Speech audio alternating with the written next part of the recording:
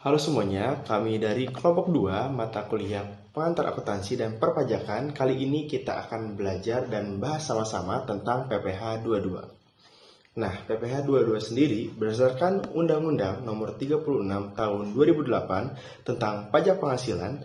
PPh 22 merupakan bentuk pemotongan atau pungutan pajak yang dilakukan satu pihak terhadap wajib pajak dan berkaitan dengan kegiatan perdagangan barang. Nah, menurut pasal 22 ayat 1 UU PPh ini, Menteri Keuangan menetapkan yang pertama, bendahara pemerintah untuk memungut pajak sehubungan dengan pembayaran atas penyerahan barang. Yang kedua, badan-badan tertentu untuk memungut pajak dari wajib pajak yang melakukan kegiatan di bidang impor atau kegiatan usaha di bidang lain. Yang ketiga, wajib pajak badan tertentu untuk memungut pajak dari pembeli atas penjualan barang yang tergolong sangat mewah. Perkenalkan, nama saya Rani Dewi Shilomika. Di sini saya akan membahas subjek dan objek yang memungut PPh pasal 22. Yang pertama, subjek yang memungut PPh pasal 22.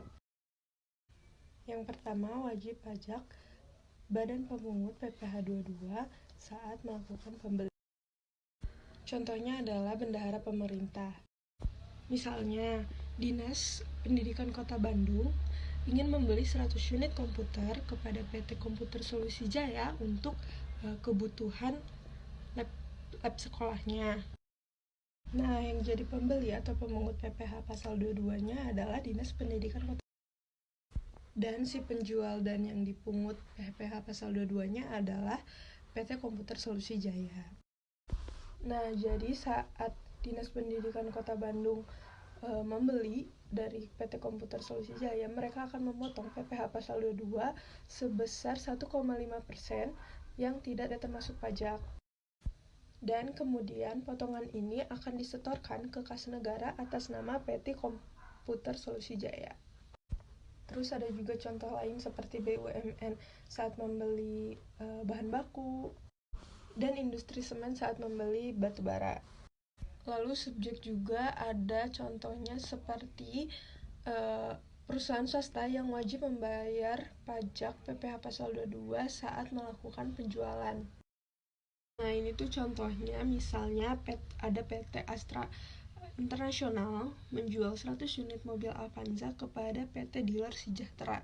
Di sini PT Dealer Sejahtera itu sebagai dealer.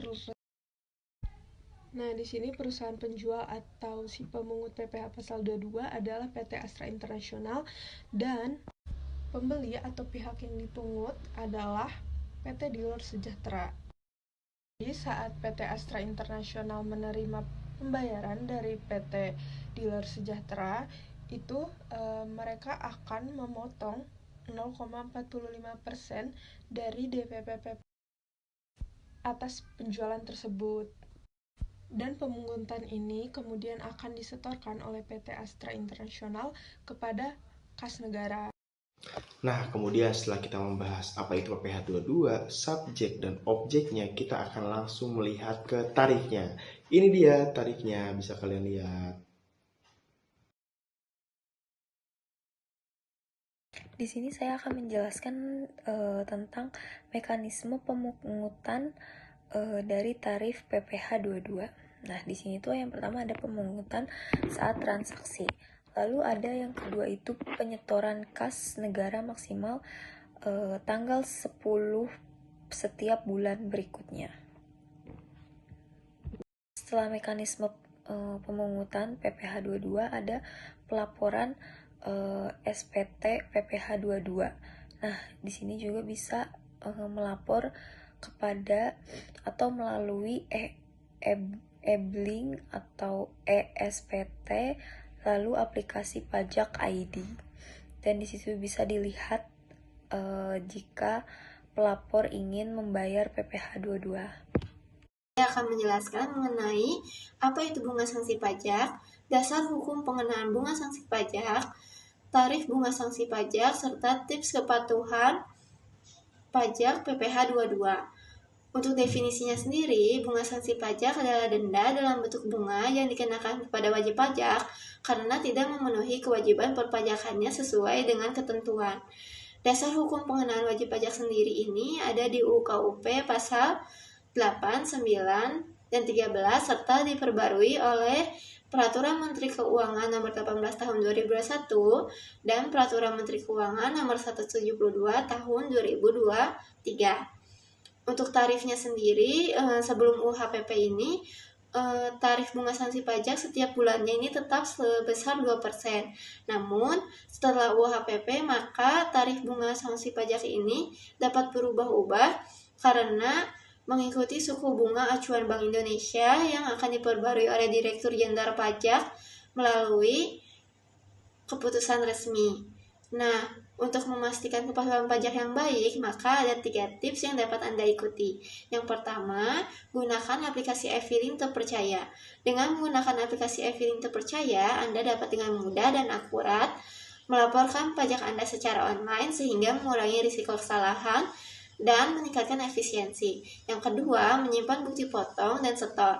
Menyimpan bukti potong dan setor ini sangat penting untuk memastikan bahwa Anda dapat membuktikan bahwa Anda telah melakukan kepatuhan pajak yang baik.